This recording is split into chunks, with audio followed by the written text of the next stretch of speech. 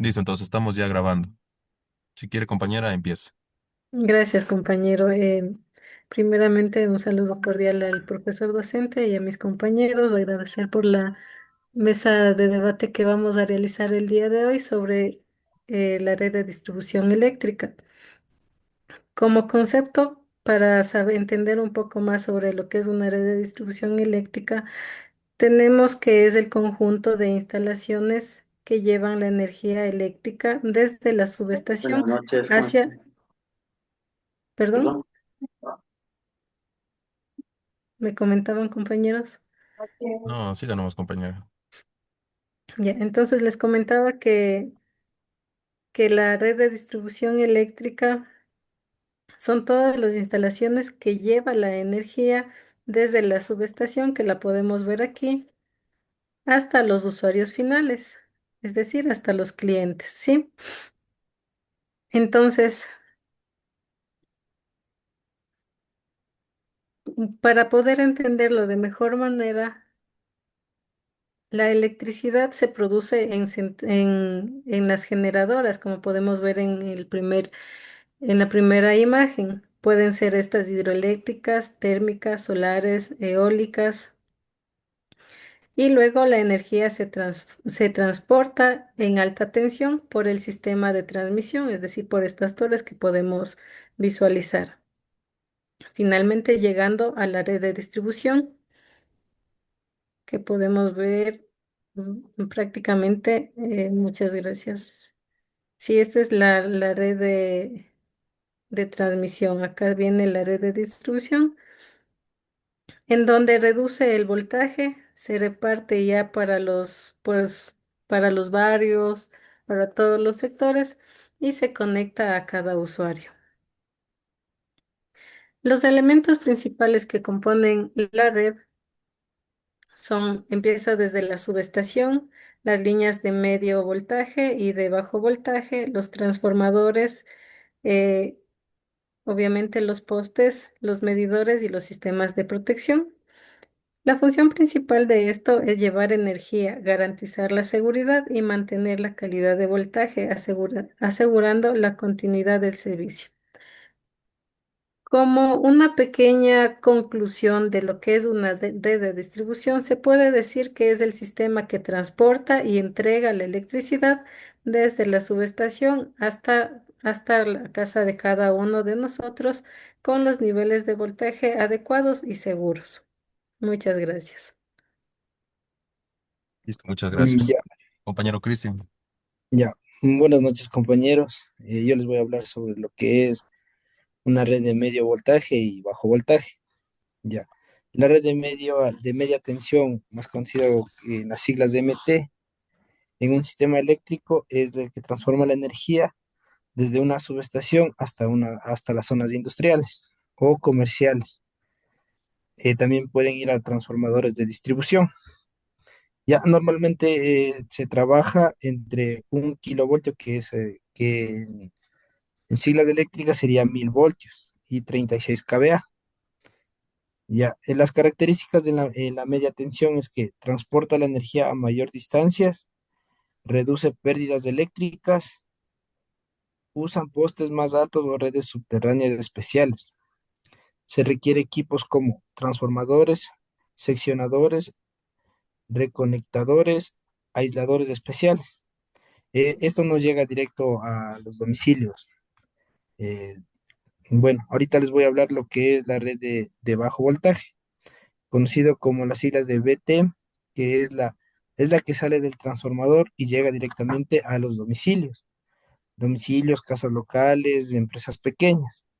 Eso se trabaja hasta con 1000 kVA, que ya les expliqué que son 1000 voltios. Eso lo más común se trabaja con 110, 220, eh, lo que es la línea trifásica 220 y 380.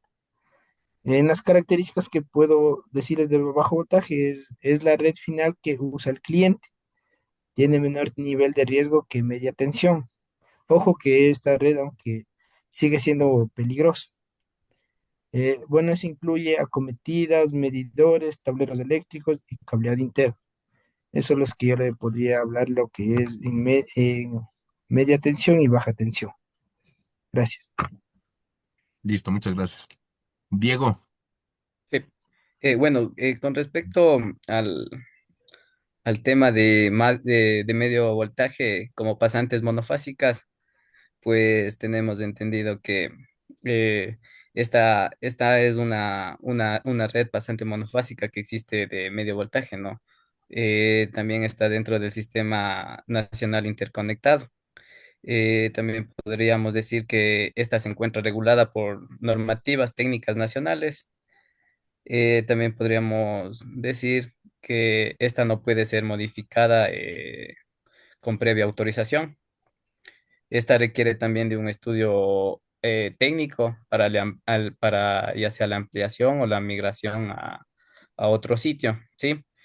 Con respecto al ministerio, este no autoriza conexiones individuales directamente, ya que se debe tener los siguientes procedimientos: una solicitud, el estudio de la carga, la determinación de la capacidad disponible y a su vez la aprobación técnica y pues por finalidad la ejecución de la obra, ¿no? Que esté certificada. Sí. Con respecto al ministerio también promueve la electrificación rural para que llegue la línea a nuestros hogares, ¿no? También una eficiencia energética.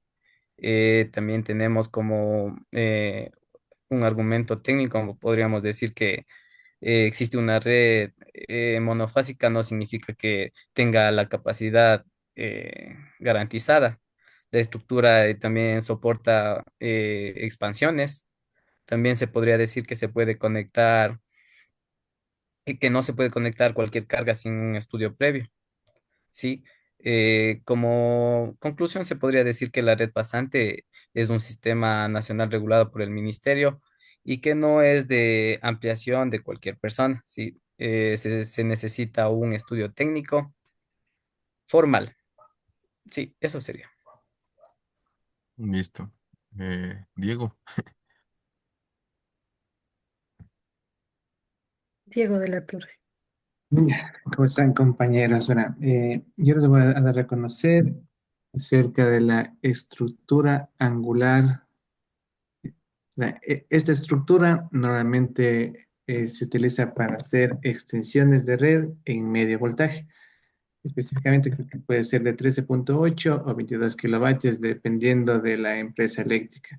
Póngase, yo tuve la oportunidad de trabajar, yo soy de Ibarra, ¿no? Aquí en el norte, los proyectos que nos aprueban son a 13,8, pero creo que en Quito es a 22 kilowatts, dependiendo de cómo sea. Igual en CENEL manejan voltajes de 13,8. Aquí nosotros podemos ocupar estas estructuras para hacer un cambio de dirección.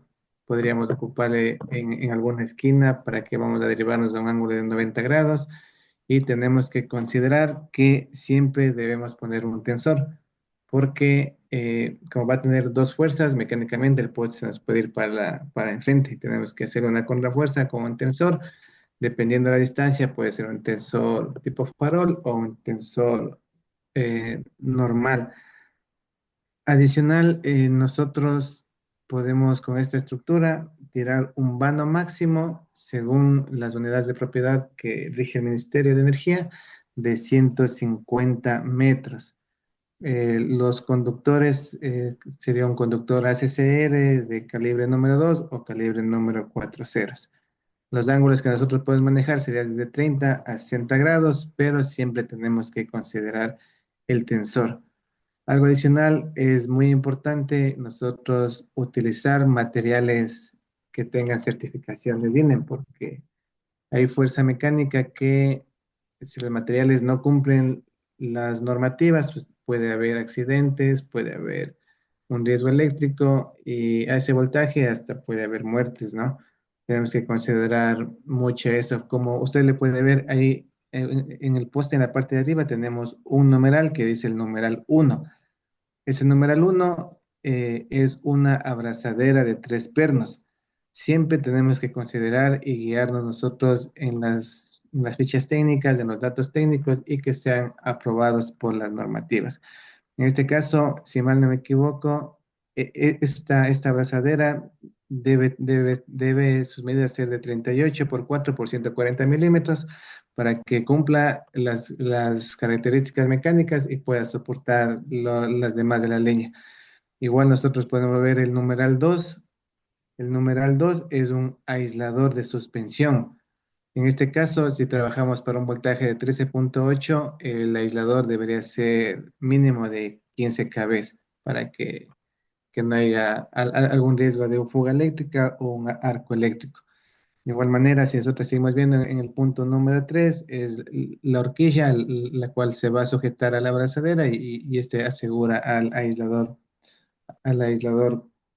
de suspensión.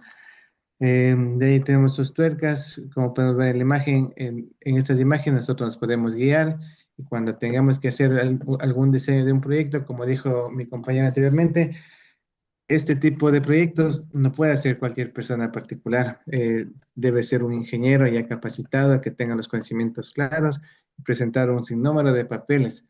Eh, Aquí en el norte, por un ejemplo, empezamos sacando una factibilidad que de tal poste si es que nos dejan. Después de esa factibilidad, ellos nos dicen está bien, nos dan el estudio de protecciones y nosotros podemos ingresar todo un estudio con todos los datos técnicos de caídas de voltaje, dimensionamiento del transformador, tipos de estratos. Y ya es un trabajo que netamente, o sea, nosotros como ingenieros, cuando nos graduemos de esto, podemos nosotros ejercer y a nivel nacional, o sea, es un mercado amplio que nosotros tenemos, podemos intentar algún tiempo ya nos vamos a conocer, hacernos un poco más amigos, hacer una sociedad, porque entre las grandes empresas son las buenas sociedades. Eso sería por parte de mi, de mi estructura y a continuación sería mi compañero. Listo, muy buenas noches con todos. Yo voy a hablar sobre la estructura angular en volado. Como ya se explicó antes, es una estructura angular normal. Bueno, en una estructura angular normal, el cambio de dirección de la línea genera esfuerzos que se descargan al suelo mediante retenidas o anclajes, lo que así reduce la carga directa sobre el poste. Pero ahora lo que me toca a mí, voy a explicar sobre la estructura angular en volado, que funciona de forma distinta. En este tipo de estructura no se utiliza retenidas ni anclajes, por lo que todo esfuerzo mecánico producido por el cambio de dirección es absorbido directamente por toda la estructura en sí. Una estructura angular en volado se usa cuando la línea cambia de dirección y no es posible instalar retenidas, generalmente por falta de espacio. Al no tener un apoyo externo, el poste, las crucetas y los herrajes deben soportar todo el complemento de las cargas. Bueno, desde el punto de vista mecánico, el cambio de dirección del conductor genera fuerzas laterales que hacen que el poste trabaje principalmente en flexión. A estas fuerzas se suman el peso del conductor, cargas externas como el viento, o por esa razón la estructura debe ser más rígida y estable que una estructura en común. En los principales elementos en este tipo de estructuras son el poste, que recibe todo el esfuerzo, las crucetas reforzadas, que distribuyen toda la carga del conductor, los aisladores que, además de aislar, soportan esfuerzo mecánico, los herrajes también que aseguran la unión firme del conjunto y el pie amigo, que es fundamental para aumentar la rigidez y reducir la flexión del poste. En este tipo de estructuras voladas se utiliza principalmente en zonas urbanas o espacios reducidos, donde no se puede ocupar espacio lateral. Sin embargo, solo se emplea cuando el ángulo de desviación es pequeño o moderado, ya que para algunos ángulos grandes se requiere otro tipo de solución. Y bueno, en resumen, la estructura angular en volado permite realizar cambios de dirección sin usar retenidas, pero exige un diseño y una instalación más cuidadosa, ya que todo el esfuerzo queda contenido dentro de la propia estructura. Ahí cuando se ejecutan correctamente garantizan estabilidad, seguridad y eso. A continuación también mi compañero. Buenas noches, compañeros. Yo voy a hablar sobre la estructura de doble retención en medio voltaje. Una estructura de doble retención en medio voltaje que va desde los 13 kV a los 33 kV. Es un soporte de red eléctrica diseñado para anclar mecánicamente los conductores en ambos lados del poste. Se utiliza dos juegos de aisladores de suspensión o tensión por fase, uno por cada lado, garantizando la continuidad mecánica y eléctrica en puntos finales, esquinas angulares o tramos rectos de la alta exigencia, aumentando la confiabilidad y seguridad contra rupturas. La finalidad, soportar esfuerzos mecánicos elevados de los conductores de media tensión. Configuración, generalmente trifásica, montada en volado cruzada o en bandera. Componentes, incluye crucetas de acero, aisladores de retención, polímeros o de porcelana, pernos de ojo y conectores. Aplicación, muy usada en cambios de dirección, finales de línea o para seccionamiento de la red.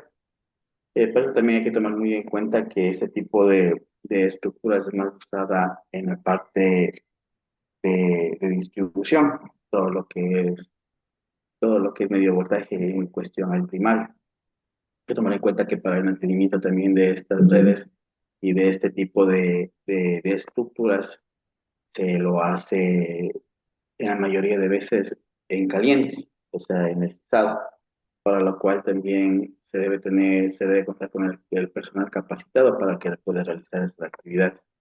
Este tipo de actividades se las realiza en toda la red de distribución, desde la generación, que son las hidroeléctricas, termoeléctricas, hasta los puntos de distribución, que son las subestaciones que se encuentran en las ciudades, las cuales permiten que el uso maleable de este voltaje para poder llegar a cada punto de la ciudad.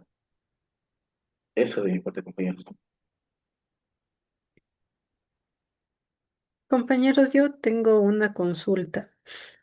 Em, ¿Cuál es la diferencia? Más bien dicho, ¿cuándo yo puedo usar una estructura en medio voltaje normal y utilizar una estructura en medio voltaje que sea volada? Indiferentemente de si estas son pasantes, angulares o retenciones. ¿Por qué utilizo volado y en la otra por qué utilizo normal?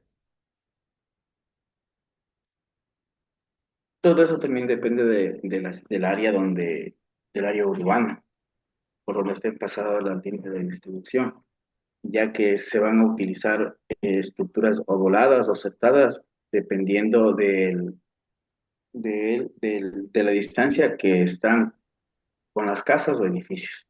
Justamente eso ya es la parte de diseño de la ingeniería que van a tomar en cuenta esas situaciones ambientales para poder utilizar distintos tipos de herrajes. Entonces podríamos considerar que para utilizar estas dos variantes se debería tomar a consideración la topografía y la infraestructura de las viviendas, además de la fauna que puede haber y la flora también, ¿verdad? Claro, porque también hay normativas en lugares como el oriente y la costa, que por ejemplo se usa en la red de bajo voltaje el preensamblado, que es una red prensada que es aislada, justamente pensando una en el robo de energía, que se evite el robo de energía, y también en la fauna silvestre. Obviamente hay que tomar en consideración la topología y el lugar donde se va a instalar la red. Gracias, compañero Rodrigo. También se podría considerar también si es que se quiere cambiar la dirección de la línea o no.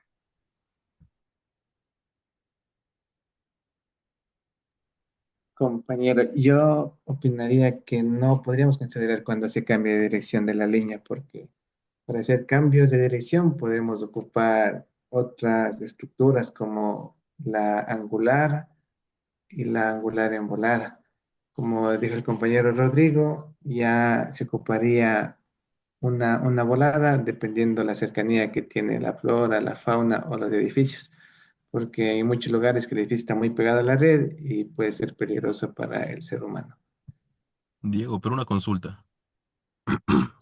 Según como tú mencionaste, tenemos que mandar una bola de documentos para que nos aprueben estos proyectos y en caso de que se genere un cambio, cómo sería de proceder? Una nueva, un nuevo envío de una nueva propuesta de diseño, porque no creo que se puedan aplicar cambios así nomás. Claro, o sea, verá, normalmente cuando hay cambios más de forma y no de fondo, esto podría decir, supongamos que nosotros cuando ingresamos un proyecto, pedimos un transformador de unos 37,5 monofásico. Ya, al momento que vamos a hacer la construcción, nosotros podríamos cambiar el tipo de estructura, puede ser una estructura centrada, una volada, una retenida, dependiendo ya la necesidad o la topología que nos encontremos de ese rato. Ahí mucho tiene que ver fiscalización. Al momento que nos sale aprobado el proyecto, nos designa un fiscalizador, el fiscalizador va a la obra, hace la revisión y en muchos casos esa toma de decisión o cambio de decisión la decide fiscalización. Pero si es que ya es un cambio más de fondo, como puede ser, póngase, se pasaría de un transformador monofásico de 37,5 a un trifásico de 75, ahí sí toca ingresar a un nuevo proyecto eléctrico. Listo, listo, listo, muchas gracias.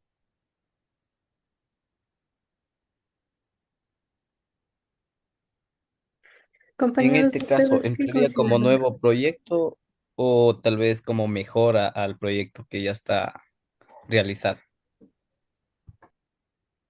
Es muy difícil que te permitan cambiar de capacidad de los transformadores. Casi seguro que, casi un 99% seguro que es un nuevo proyecto. Lo que sí nos permiten cambiar en fiscalización, un ejemplo, ¿no? Estamos haciendo una lotización. En la vereda, una lotización privada. En las lotizaciones privadas, toda la red debe ser subterránea y en las lotizaciones públicas se puede mandar aérea. Si imaginamos que sea una red subterránea, que nosotros ponemos una caja de distribución en la vereda. La normativa a nivel nacional nos pide una caja tipo B en la vereda, que es de 90 por 90 el ancho, y puede ser 90 hasta 1,20 dependiendo de la profundidad. Pero si es que el fiscalizador mira que esta caja no nos va a hacer mucha ayuda y él puede decidir, a ver, eso mejor, hazme una caja tipo A, que es más pequeña, de 60 por 60 dentro del lote y distribuye directamente la parte interna del lote. O sea, se podría decir que se puede hacer un cambio de forma nomás, pero ya además de fondo de transformadores de potencias, pues ya es un nuevo cálculo y deben ver si es que la red de ellos da, es un cálculo de coordinación de protecciones y obligatoriamente en ese caso si es un nuevo proyecto eléctrico. Bueno, entonces ya queriendo culminar con todo este tema del debate y esta exposición, en resumen se trataron temas de tipos de cómo se generan la electricidad, el tema de transporte de alta, el uso de los transformadores, la red de reparto, red de distribución y cómo le llega al consumidor. También se logró conversar sobre el tema de de las estructuras que soporten cada una de estas líneas de transmisión. Si alguien más quiere agregar algún detalle para el tema de la despedida.